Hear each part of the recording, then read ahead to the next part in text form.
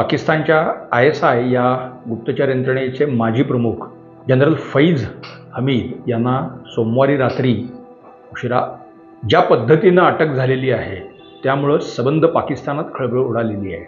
Lieutenant general Faiz Hamid यांची ही अटक हा फक्त इम्रान खान किंवा त्यांच्या पक्षाच्या समर्थकांना इशारा नाही, तर लष्करातला जो इम्रानवादी गट आहे त्याला सुद्धा एक प्रकारे जनरल मुनीर यांनी हा इशारा दिलेला आहे।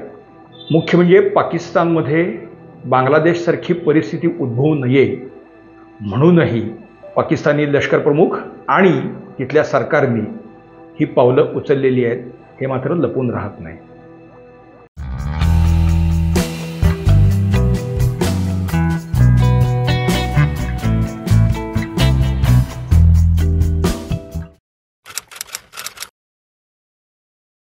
नमस्कार, गोजोस्कोपमध्ये आपल्या सर्वांचं पुन्हा एकदा मनापासून स्वागत आहे। मध्यंतरीच्या काळामध्ये काही अपरिहार्य कारणांमुळे आम्हाला आपल्या भेटीला येण्यात काही अडथळे आले। आता पुन्हा आम्ही गोजोस्कोप पुन्हा नव्याने सुरू करतो आहोत। स्वातंत्र्य दिन आपला अगदी तोंडावरती आहे आणि त्याची तयारी देशभर उत्साहात सुरू आहे। स्वातंत्र्य दिनाच्या पूर्वसंध्येला गोजोस्कोपच्या संपूर्ण टीमकडून आमच्या शुभेच्छा आहेत। मित्रांनो, आपण जाणतोच म्हणजे 15 ऑगस्ट हा आपला स्वातंत्र्य दिन, तर 14 ऑगस्ट हा दिवस पाकिस्तान स्वातंत्र्य दिन म्हणून साजरा करतो। पाकिस्तानची अवस्था काय झालेली आहे हे आपण पाहतो आहोत, परंतु तिथे सध्या ज्या काही घडामोडी सुरू आहेत त्यामुळे पाकिस्तान हा कोणत्याही पद्धतीने आता काही सुधारण्याची म्हणजे वर येण्याची शक्यता अजिबात नाही। मात्र आपल्या शेजारच्या बांगलादेशमध्ये ज्या पद्धतीनं सत्तांतर झालंय आणि त्याचं काय जे स्वागत म्हणा किंवा हर्षोल्लास पाकिस्तानात ज्या पद्धतीने हे सगळं साजरं केलं जातं आहे ते मात्र तिथल्या लष्कराला आणि सरकारला अचंबित करणार आहे।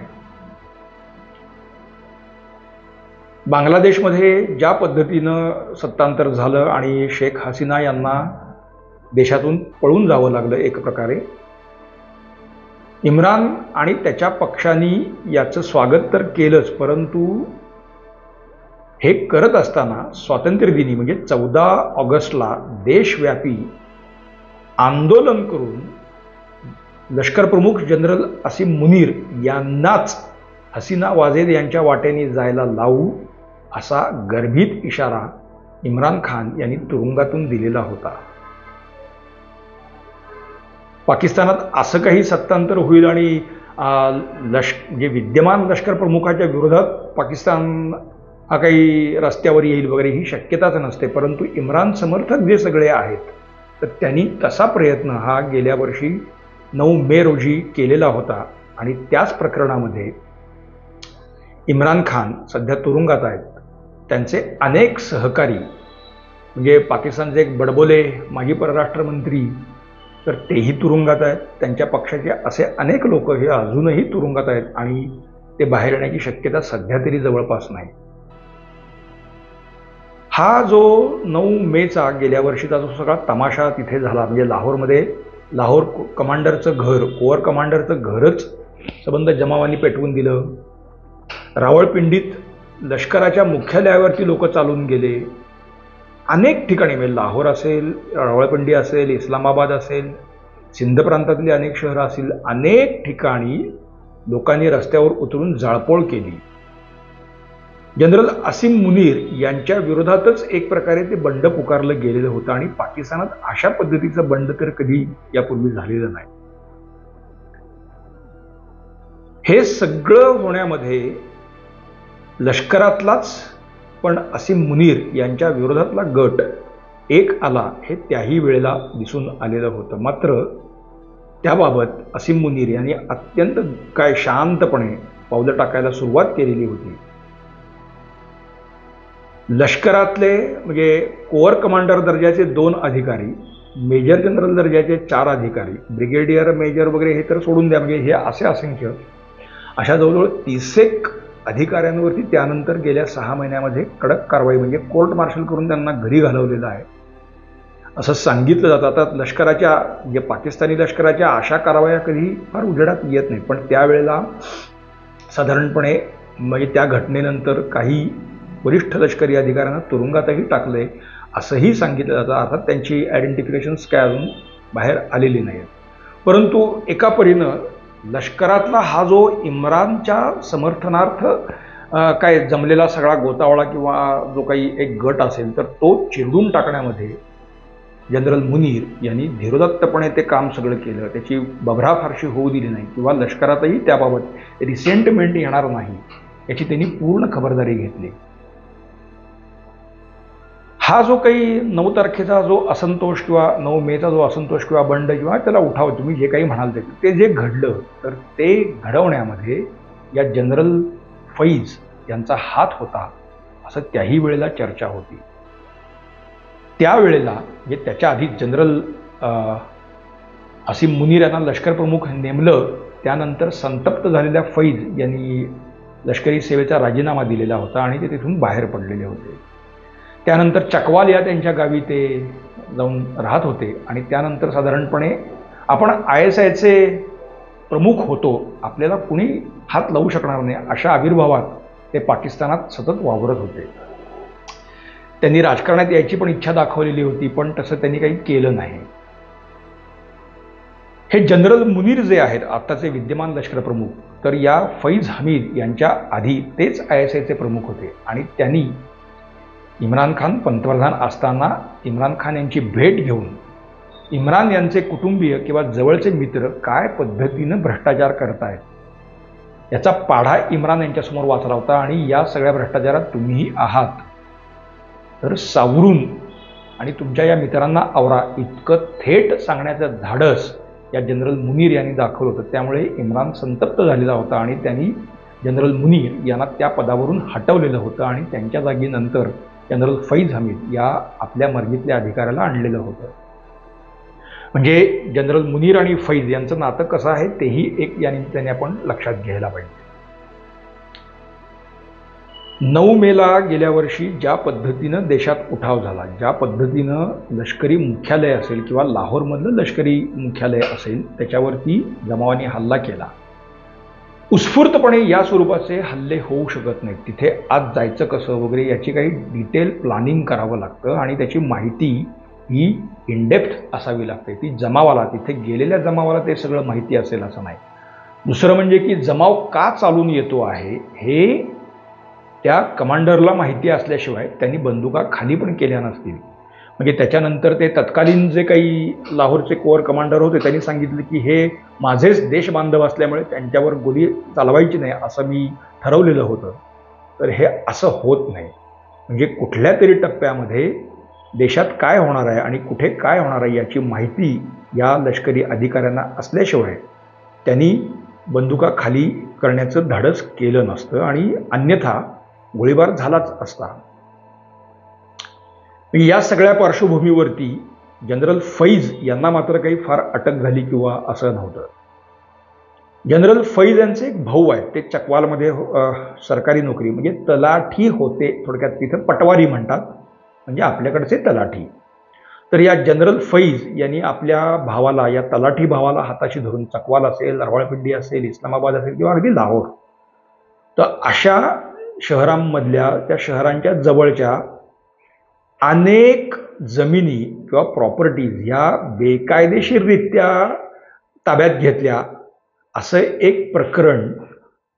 म्हणजे एक बिल्डरच याबाबत जनरल फैज हमीद हे ISIचे चीफ असताना सर्वोच्च न्यायालयात तिथला एक बिल्डर गेलेला होता आणि ते प्रकरण सुरू झालेलं होतं.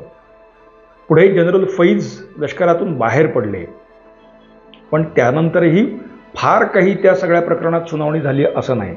मात्र सोमवारी रात्री म्हणजे काल रात्री अचानकच जनरल फैज यांना अटक केली गेली आणि कारण दिलं गेलं ते हेच या जमिनीच्या गैरव्यवहाराचं प्रकरण. आणि या प्रकरणामध्ये जनरल फैज यांना अटक करून तातडीनं चौकशी करावी आणि आवश्यकता भासल्यास त्यांच्यावर कारवाई करावी असा आदेश सर्वोच्च न्यायालयाने दिला आहे. तो आदेश खरं तर पूर्वीच आलेला होता, म्हणजे ही कारवाई खरं तर आधीच व्हायला पाहिजे होती, पण तशी कारवाई झाली नाही. मात्र बांगलादेशातल्या घडामोडींनंतर पाकिस्तानातल्या PTI समर्थकांना जे चेव चढलेलं आहे आणि इम्रान खान त्याचाच भरोसा देऊन जनरल मुनीर यांना ज्यावेळेला टार्गेट करायला लागला त्यावेळेला या जनरल फैज यांना अटक केली गेलेली आहे. जेव्हा इम्रान अशा स्वरूपाच्या धमक्या देतो तेव्हा फक्त इम्रान ही एक व्यक्ती नसते, तर त्याच्यामागं असे सुद्धा काही गट असतात. याची संपूर्ण बित्तम बातमी, खबर किंवा विश्वास हा त्या जनरल मुनीर यांना असल्याशिवाय राहणार नाही. दुसरं म्हणजे या जनरल फैज यांची आत्ता अटक होण्याचा दुसराही एक पैलू आहे. म्हणजे पाकिस्तानच्या उत्तर सीमा ज्या सगळ्या आहेत, म्हणजे विशेषतः वझिरिस्तान असेल, फाटा प्रदेश असेल, म्हणजे ज्याला आपण आता खैबर पख्तूनख्वा म्हणून एकत्र असं ओळखतो तसं नाही, तर तो वझिरिस्तान आहे, फाटा प्रदेश आहे, म्हणजे आणि खैबर पख्तूनख्वा म्हणजे तोरखमसारखा जो सीमावर्ती भाग आहे, तर तिथे सुद्धा सध्या रोज चकमकी सुरू आहेत. वझिरिस्तान असेल, फाटा प्रदेश असेल, तर इथे रोजच्या रोज चकमकी सुरू आहेत आणि अधिकारी आणि सैनिक असे रोज 7 ते 8 जण तरी तिथे त्या चकमकीमध्ये शहीद होत आहेत. पण हे जे तेहरीक-ए-तालिबान पाकिस्तान हे जे काही प्रस्थ सध्या पाकिस्तान सीमेवरती वाढले, तर त्याला जनरल फैज यांचा नेहमी पाठिंबा होता आणि त्यांनी त्याला खतपाणी पण घातलेलं होतं. आणि अर्थात पाकिस्तानमध्ये इम्रान खान यांना तालिबान खान असं म्हणून सुद्धा संबोधलं जातं. म्हणजे त्यांचे संबंध जे या सगळ्या तालिबान्यांचे आहेत ते लपून राहिलेले नाही आहेत. अफगाणिस्तानमध्ये जेव्हा तालिबाननी सत्ता हातात घेतली तर त्यावेळेला हे जनरल फैज तत्कालीन लष्कर प्रमुख बाजवा यांना न सांगता काबूलला गेलेले होते आणि त्याच्यावरून बाजवा आणि फैज हमीद यांच्यामध्ये खडाजंगी सुद्धा झालेली होती. पण बाजवा बरेच सभ्य वगैरे निघाल्यामुळे त्यांनी फैज हमीद यांच्यावर तशी थेट काही कारवाई केली नव्हती.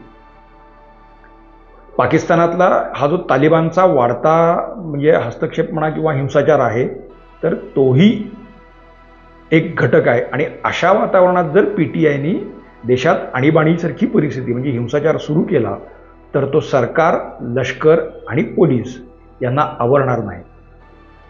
आता बलुचिस्तानसारखा भाग हा अधिकाधिक पेटलेलाच आहे. सिंधमध्येही अनरेस्ट आहेच आहे. फाटा प्रदेश असेल किंवा खैबर पख्तूनख्वा असेल, तिथेही रोजच्या रोज हिंसाचार होतोच आहे. पण पंजाब हा जो पाकिस्तानचा कोर एरिया मानला जातो, तिथे मात्र तुलनेने बरी शांतता आहे. इम्रान यांची धमकी ही पंजाबला सुद्धा पेटवणारी आहे. त्यामुळे संपूर्ण पाकिस्तान अस्थिर होऊ शकतो याची जाणीव असल्यामुळेच. बरं, याचं जे प्लॅनिंग आहे तर ते प्लॅनिंग जनरल फैज हमीद अतिशय उत्तमपणे करू शकतात, कारण तेवढी त्यांची सेवा आणि अनुभव आहे, तेवढा ॲट लेंथ त्यांचा संपर्कही पाकिस्तानी लष्करामध्ये तेवढा त्यांचा संपर्कही आहे. त्यामुळे मौके पे चौका म्हणतात तसं ते अगदी त्याच वेळेला जर ती घटना घडली म्हणजे अशा अटका किंवा हे, तर मग पुढचे लोक सावध होतात आणि किमान अशा स्वरूपाचे प्लान्स असतात ते पुढे ढकलले जातात. देशाच्या स्वातंत्र्यदिनीच अशा स्वरूपाचा हिंसाचार होऊन पाकिस्तानी लष्कर प्रमुखाला सत्ता सोडावी लागली असं चित्र जगापुढे येऊ नये हे जर करून दाखवायचं असेल तर फैज हमीद यांची अटक ही अपरिहार्य होती आणि तशी ती झाली. अर्थात फैज हमीद याबाबत मात्र म्हणजे अशी अटक होऊ शकते याची त्यांनाही जाणीव होती. त्यामुळे ते सहसा घराबाहेर पडत नव्हते गेल्या महिना 2 महिन्यामध्ये, आणि जायचं असेल तर सगळा जामानिमा ताफा घेऊनच बाहेर पडायचे. सोमवारी संध्याकाळी त्यांना मेसेज आला की चकवाल कॅन्टॉन्मेंटमध्ये एक महत्त्वाची बैठक आहे आणि त्यात तुमच्या अनुभवाची गरज आहे, त्यामुळे तुम्ही या बैठकीला या, असा निरोप त्यांना दिला गेलेला होता. त्याच वेळेला पाकिस्तानी लष्करातले एक कमांडो पथक आणि काही असे सैनिक हे त्यांच्या घराच्या परिसरात तैनात केलेले होते. रात्री 9च्या सुमारास जेव्हा त्या बैठकीच्या निमित्ताने म्हणून जनरल फैज बाहेर पडले त्यावेळेला तातडीनं झडप घालून या सर्व जामानिम्यासह त्यांना अटक केली आणि चकवाल कॅन्टॉन्मेंटमध्ये त्यांना आणून एका VIP रूममध्ये ठेवलेलं आहे आणि तिथं त्यांच्याकडून म्हणजे त्यांचा जगाशी संपर्क येणार नाही अशा पद्धतीनं त्यांना सध्या कैद करून ठेवलेलं आहे. या जनरल फैज यांनी असीम मुनीर असतील किंवा लष्करातले अन्य काही त्यांचे विरोधक असलेले अतिवरिष्ठ अधिकारी असतील किंवा काही पाकिस्तानी नेते जे राजकारणीसुद्धा आहेत, तर त्यांना एक धमकी पूर्वीच दिलेली आहे. तुमचे नको नको ते जे सर्व प्रकारचे गैरव्यवहार, गैरवर्तन हे दाखवणारे असंख्य व्हिडिओ माझ्याकडे आहेत. त्यामुळे माझ्यावर काही कारवाई करायला गेलात तर तुमचे हे व्हिडिओसुद्धा मी बाहेर आणेन आणि त्यातून तुम्हाला तोंड लपवायला जगात जागा राहणार नाही. इतका थेट धमकीवजा इशारा या जनरल फैज यांनी मध्यंतरी दिलेला होता. मात्र सोमवारी रात्री त्यांना मुनीर यांच्या आदेशानंतर जी अटक झालेली आहे, त्यामुळे मुनीर आणि फैज यांच्यातला हा संघर्ष पण विद्यमान लष्कर प्रमुखाला ओलांडून पाकिस्तानी लष्कर काही करणार नाही. त्यामुळे सकृतदर्शनी तरी जनरल फैज आणि इम्रान यांना त्यांचे मनसुबे बाजूला ठेवावे लागतात असं दिसतंय किंवा एकापरीने या बुद्धिबळाच्या पटावरती जनरल मुनीर यांनी इम्रान आणि फैज यांना चेकमेट दिलेली दिसते आहे.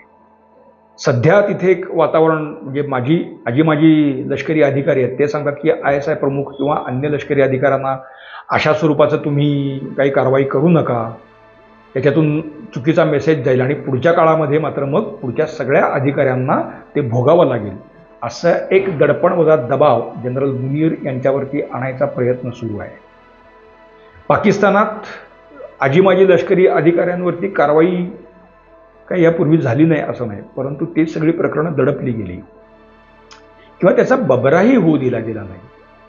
जनरल बेग नावाचे एक पाकिस्तानी लष्कर प्रमुख होते आणि त्यांच्याबरोबरचे एक लष्करी म्हणजे ISIचे चीफ होते, तर त्यांच्यावर सुद्धा भ्रष्टाचाराचे आरोप होते आणि त्यांच्यावर कारवाई करावी असा आदेश 2013च्या सुमारास तत्कालीन सरन्यायाधीशांनी दिला होता. पण तेव्हा जनरल कयानी लष्कर प्रमुख म्हणून आल्यानंतर त्यांनी मात्र सर्वोच्च न्यायालयाचा हा निकाल काही मानला नव्हता. आता सर्वोच्च न्यायालयाने निकाल दिला आहे आणि जनरल मुनीर त्याच्यावरती कारवाई करतायत. हा मोठा भेद आपण लक्षात घेतला पाहिजे. प्रेसिडेंट पुढे काय होईल किंवा नाही माहिती नाही, परंतु बांगलादेशसारखी परिस्थिती पाकिस्तानात होऊ नये म्हणून आज तरी केली गेलेली बांधबंदिस्ती म्हणून याकडं पाहायला हवं आहे. अर्थात हा संघर्ष इथंच संपणारा नाही, हा संघर्ष पुन्हाही उफाळणारच आहे. काय होते ते आपण बघूया. मित्रांनो, आमचं आजचं विश्लेषण आपल्याला कसं वाटतंय आम्हाला आवर्जून सांगा. तुमच्या सूचनांचं स्वागत आहे. लाईक करा, शेअर करा, सबस्क्राईब करा. पाहत रहा गोजोस्कोप. बेल आयकॉन दाबायला विसरू नका. धन्यवाद.